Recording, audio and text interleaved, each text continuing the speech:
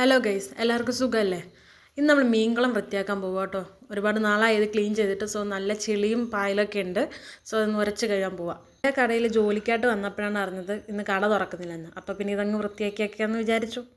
പണിയായുധങ്ങളായിട്ട് cup, bucket, പിന്നെ wash space കഴുകുന്ന brush, ഇത് കൂടാണ്ട് അടുക്കളയിൽ നിന്ന് 2 മൊന്ത, മീനിനെ പിടിക്കാനായിട്ട് 2 അരിപ്പ, അങ്ങനെ പണിയായുധങ്ങളുടെ എണ്ണം കൂടി വന്നു കേട്ടോ.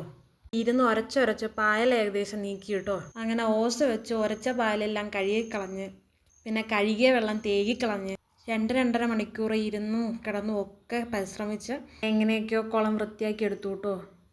പിന്നെ ഈ വീഡിയോയിൽ ഇച്ചിരി ടോട്ടോ കൂടുതലായി വരുന്നുണ്ട്. എല്ലാവരും എന്നോട് ക്ഷമിക്കണം കേട്ടോ. അതാ ഒരു ടോ. പിന്നെ വിചാരിക്കുന്ന പോലെ എളുപ്പമല്ല കേട്ടോ ഇങ്ങനെയുള്ള സാധനങ്ങളൊക്കെ വൃത്തിയാക്കി എടുക്കുന്നത്. ഇതിൻ്റെ മെയിൻ ഹൈലൈറ്റ് എന്താണെന്ന് വെച്ചാൽ, ഈ കുളത്തിൻ്റെ നടുക്കൂടിയാണ് ഷോപ്പിലേക്ക് പോകാനുള്ള വഴി. ഷോപ്പിൻ്റെ അകത്തേക്ക് കയറുന്നത്. അപ്പം ഈ കുളത്തിൻ്റെ അടിയിലേക്ക് 2 തൂണിൻ്റെ ജോയിൻറ്റ് പോയിട്ടുണ്ട്. ഇതിൻ്റെ ഇടയിൽ കൂടി മീനിനെ പിടിക്കുക എന്ന് പറയുന്നത് ഭയങ്കര അസാധ്യമായൊരു ടാസ്ക്കായിരുന്നു.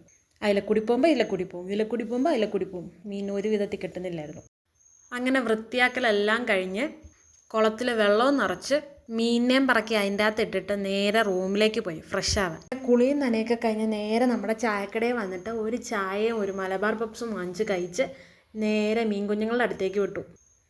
അവർ ഹാപ്പിയാണ്, ഞാനും ഹാപ്പിയാണ്. ഇപ്പോൾ ഇത്രയും നേരം വരെ എൻ്റെ വീഡിയോ കണ്ടുകൊണ്ടിരുന്ന എല്ലാവർക്കും എൻ്റെ നന്ദി രേഖപ്പെടുത്തുന്നു. അടുത്ത വീഡിയോയിൽ കാണാം ഗൈസ്.